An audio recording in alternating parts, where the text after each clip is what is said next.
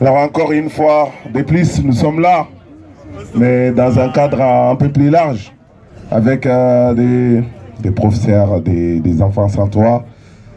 C'est collectif des travailleurs sans papier de Vitry. Vous avez Dambélé Aboubakar, délégué des grévistes à Chronopost d'Alfortville.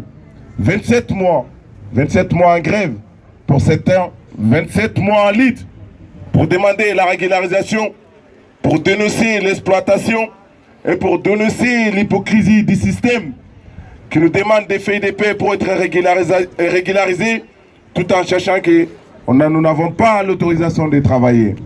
Nous avons écouté des différents témoignages des parents d'enfants scolarisés, des gens qui sont dans les pays depuis plus de 10 ans. Nous aussi, nous avons des gens comme ça.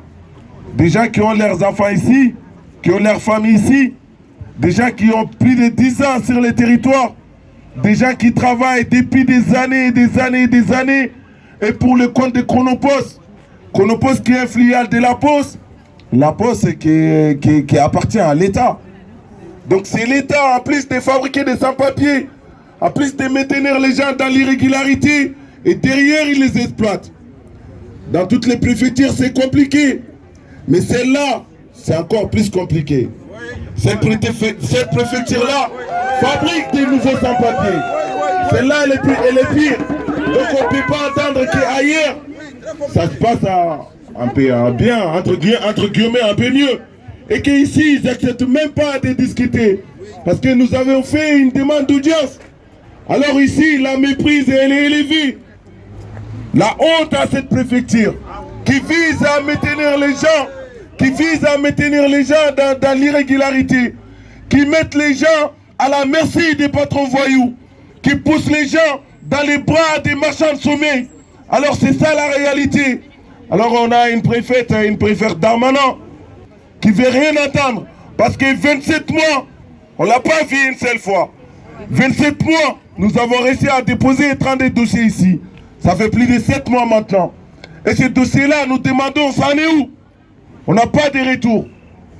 On n'a pas de retour alors qu'avant de déposer, ils nous ont dit que ça va être bienveillant selon les dossiers et vous ne devrez pas être dessus. Je crois qu'il y a plus que la déception là. Mais une chose est claire, il faut continuer à se battre. Il faut continuer à lutter. Il faut continuer à dénoncer. Si on s'assoit, si on reste chacun dans son coin, en croisant les bras, c'est nous perdons. Et c'est eux qui vont gagner. Nous avons vu le signal qu'ils nous donnent. C'est avec le projet de loi Asile et Immigration. Ils nous parlaient de régularisation métier en tension.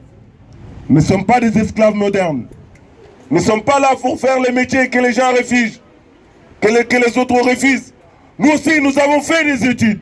Nous avons des compétences. Nous sommes venus pour vivre dignement, travailler, vivre dignement.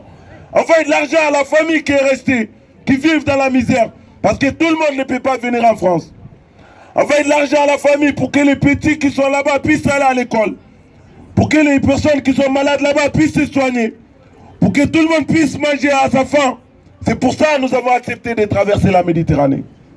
C'est pour ça que nous avons accepté de traverser les grillages. C'est pour ça que certains ont accepté de rentrer dans le coffre des voitures. Nous ne sommes pas venus parce qu'il y a la Tour Eiffel ici. Nous ne sommes pas venus parce qu'il y a Champs-Élysées ici. Nous ne sommes pas venus parce qu'il y a les beaux bâtiments. Si on est venu aussi, ils ont leur responsabilité dedans. C'est à cause de l'exploitation économique que nous avons quitté chez nous. Même après avoir amené des longues études. C'est à cause des guerres qui déclenchent chez nous que nous avons quitté pour survivre. Aujourd'hui, on voit la réalité. Regardez un peu le Congo, comment ça se passe. Et qui parle? Personne. Alors, l'air est grave. Aujourd'hui, on est dans un pays, soi-disant un pays des droits de l'homme. La justice dont il parle, si elle est faite pour les droits de l'homme, qu'est-ce que ça fait de nous? Que ce soit arabe ou noir, qu'est-ce que ça fait de nous?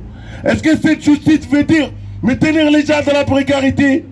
Que certains n'arrivent pas à continuer leurs études? Est-ce que cette justice veut dire que les enfants restent dehors avec la pluie, avec le froid, avec leurs parents dehors?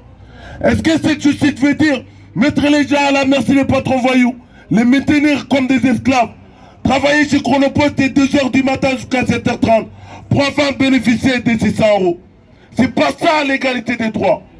Nous les crions haut et fort avec nos petites voix. Nous demandons l'égalité des droits. Nous demandons l'ouverture des guichets et la régularisation, précisément pour la préfecture des Val-de-Marne. Moi, je me pose la question, les gens qui sont derrière ces vitres dorées-là, qu'est-ce qu'ils font? Qu'est-ce qu'ils font? Ils n'envoient pas de message aux gens pour qu'ils viennent récupérer leurs cartes. Parce que les gens viennent récupérer des cartes déjà périmées ici. À 2%, 225 €. Ils acceptent cet argent-là en donnant des cartes déjà périmées. C'est une honte. Ça s'appelle le vol.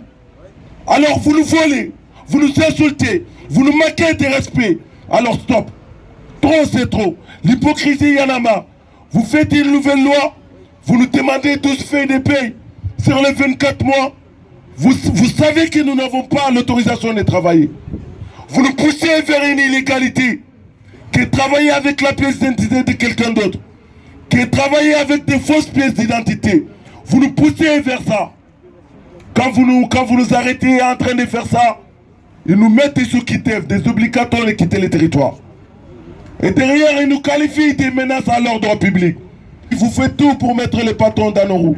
Vous faites les pieds à l'extrême droite, nous les voyons. Nous ne sommes pas types. Nous vous demandons rien. Nous demandons notre droit. Nous ne sommes pas venus commander dans ce pays-là. Nous ne sommes pas venus profiter des allocations, des prestations sociales. Nous ne savons même pas avant de venir qui ça allait exister. Nous sommes venus vivre dignement, travailler et vivre. C'est ça nous demandons. Alors il est temps que vous ouvrez les guichets, que vous régularisez. La lutte continue. C'est des actions comme ça qu'il faut mener. C'est des actions comme ça qu'il faut mener. Et on doit lutter, on doit se battre. Parce que, d'après Thomas Jefferson, quand la justice devient une loi, la résistance devient un devoir. Nous devons résister. On ne va plus renforcer, nous allons résister. Nous allons demander notre droit qui est la régularisation. Nous allons demander l'égalité des droits, à toi pour tous. Que les élèves puissent avoir des professeurs. Que les SMIC puissent monter. Que ceux qui sont malades puissent accéder aux hôpitaux. Qu'enfin tout le monde peut accéder aux services publics. C'est ça notre demande. Alors s'il y a un problème, c'est ça. Vous parlez de l'immigration, c'est pas ça le problème. Ce n'est ni les immigrés ni l'immigration qui est le problème. Le problème c'est vous. Parce que vous regardez toujours ailleurs. Vous regardez toujours ailleurs. Vous pointez des doigts sur des choses qui n'est pas un problème. On doit parler des salaires. On doit parler de conditions de travail. Nous devons parler de la régularisation. Nous devons parler de ces élèves-là qui n'ont pas de professeurs. Nous devons parler des malades étrangers qui sont là, qui n'ont pas accès aux préfectures pour avoir un titre de séjour. La lutte continue, nous ne lâcherons rien. Nous disons ensemble, les jeunes dans la galère, les vieux dans la misère, des travailleurs précaires. Et cette société-là. Merci camarades, merci à vous.